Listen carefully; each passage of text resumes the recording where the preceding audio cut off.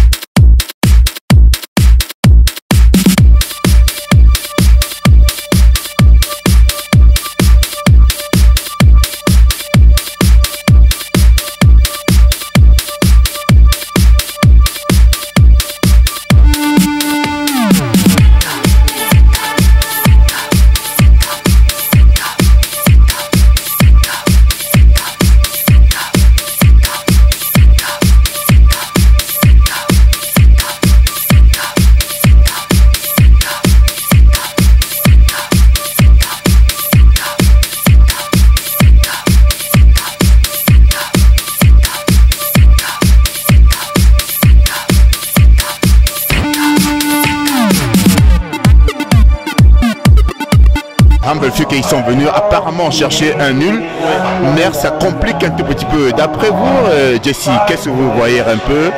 C'est que tu as un peu analysé le jeu. Le Ham gagne ici pour un point. Ils ont quand même pas mal d'absences. Ils ont 7-8 joueurs absents aujourd'hui. Il a dû faire des changements, pas tactiques, mais il a dû placer des joueurs qui ne jouent pas vraiment à leur poste d'habitude. Et c'est un match sans rythme un peu. Hein. Même Racing qui essaie de faire le jeu, mais ils mettent pas trop de rythme. Et le but, ils ont marqué un joli but, mais bon, une grosse erreur pour moi de la défense d'Am qui a laissé tourner. Il a eu tout le temps du monde pour marquer ce but. Voilà.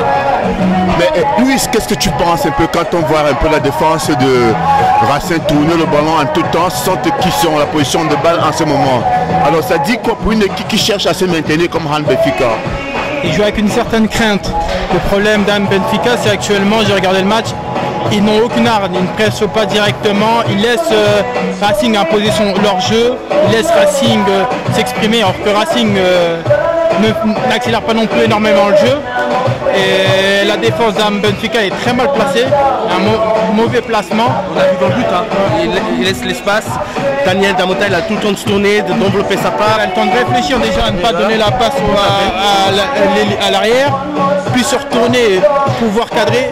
Normalement, directement, tu presses sur le porteur du ballon. Maintenant, je pense que Benfica est venu plutôt pour le 1 point, plutôt ne pas perdre. Mais comme on dit, la meilleure défense, c'est l'attaque. Et moi, je dirais la meilleure attaque, c'est la défense. Mais Jesse, j'ai vu, quand on voit un peu la rotation de l'avant-centre de le junior, qui fait une passe parallèle pour que le Daniel Damota soit en position de ballon, contrôle et oriente la frappe. Est-ce que c'est pas un problème de maturité qui les a fatigués, qui a fait à ce que la défense de Benfica se perturbe un peu, puisqu'ils sont partis 2 sur le ballon? Le problème, c'est que Daniel Damota, on le connaît, hein, c'est un grand joueur, hein, même il fait la différence dans l'équipe. Hein. Avec un Julien Jaillet à côté de lui, ça peut qu'être 100% une réussite, parce que Jaillet, c'est un joueur de surface, de tête. Il est toujours bien placé. Daniel, c'est le moteur autour de lui qui tourne. Et franchement, s'ils auraient mis plus de rythme encore et plus de vitesse, le résultat serait même 2-3-0, hein, parce que je vois pas Ham. Mais attention, Ham, ils ont des possibilités aussi, parce qu'il y a de l'espace derrière. Hein, il y a des contres, le Patrick a eu 2-3 possibilités, il a fait des courses de jeu, il y a moyen, il y a de l'espace. Mais bon, j'espère avoir une meilleure deuxième mi-temps de part et d'autre quand même. Hein.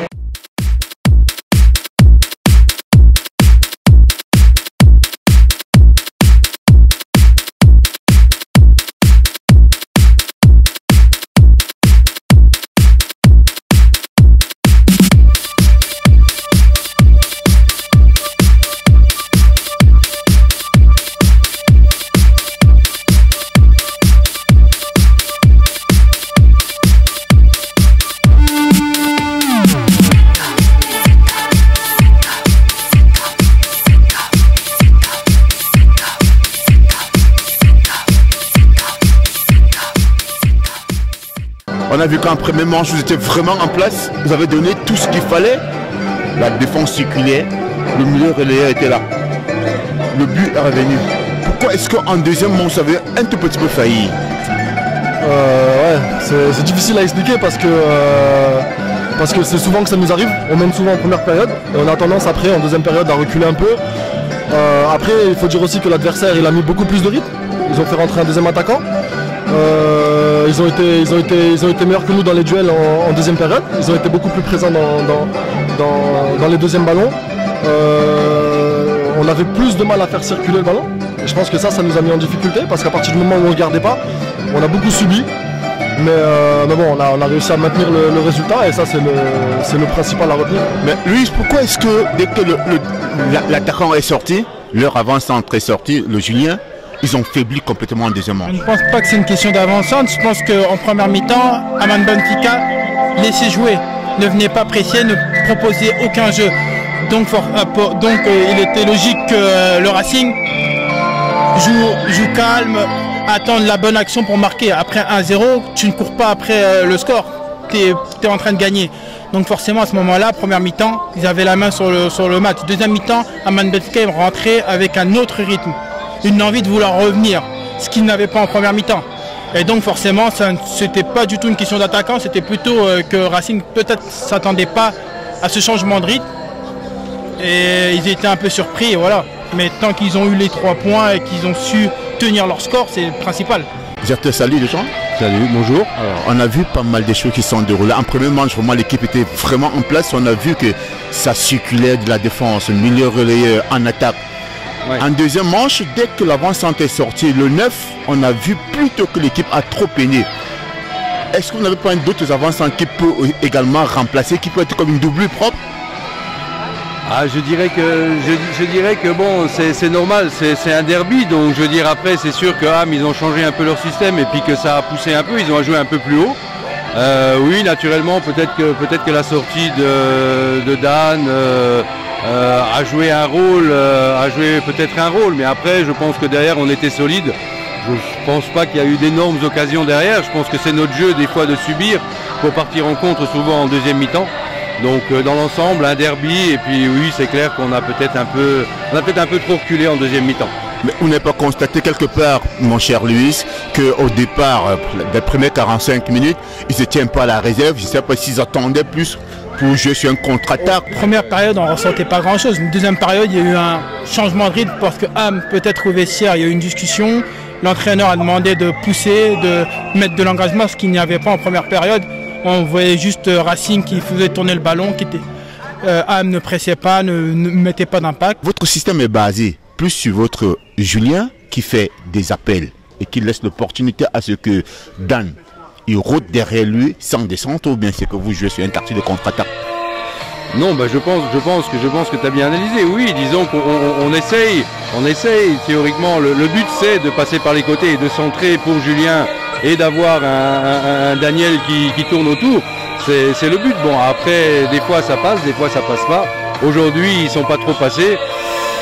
Voilà, bon après Dan il nous a mis un but magnifique, donc je veux dire après voilà, ça change, tous les dimanches c'est autre chose, et puis voilà, aujourd'hui je pense qu'aujourd'hui il y avait aussi un peu, peut-être, je sais pas, je peux pas dire, il y avait aucune pression, mais peut-être que les joueurs se l'ont mis eux-mêmes.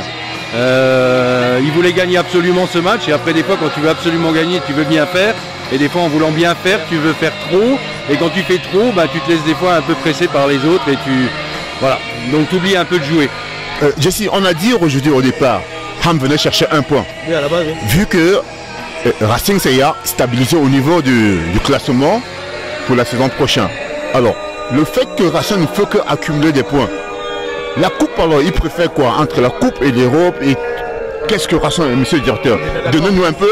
Racing, il veut la coupe, hein, il y a une place européenne à jouer. Hein. Je crois qu'ils vont miser, mais il reste 9 jours. Mais bon, ceux qui ont fait le match au premier mi-temps, hein, ils sont sauvés, mathématiquement ils sont sauvés en BGL pour l'année prochaine, ils vont chercher la coupe, mais je crois pas que les joueurs ils avaient la coupe encore en tête, il ne vaut pas la peine, il reste 9 jours jusqu'à là, et ils ont fait leur match aujourd'hui, mais c'est la coupe qu'ils veulent, on est bien. Monsieur le directeur, qu'est-ce que vous attendez vraiment? Qu'est-ce que j'attends vraiment? Ouais, la coupe vous laisse un peu vous stabiliser, parce que là, les points ne font que s'accumuler, vous grimpez palier et palier. Qu'est-ce qu'on attend vraiment? Je pense que Jessie l'a dit, je pense que oui, naturellement la coupe c'est un objectif, mais comme je te l'ai déjà dit dimanche dernier, voilà, il y a un gros morceau qui nous attend dans 9 jours, et il faudra passer ce gros morceau-là, et après il y aura encore un autre morceau en finale, donc je veux dire la coupe c'est encore 2 matchs, il faut les gagner, donc je pense que la série, ou je pense que quand tu es dans un tourbillon de victoires, ça peut apporter que voilà, tu as une certaine confiance, et c'est peut-être ce qui pourra nous amener jusqu'à la finale de la coupe et peut-être la gagner. C'était un très bon match, merci de nous avoir reçus ici. Mais il n'y a pas de souci, vous reviendrez avec plaisir quand vous voudrez.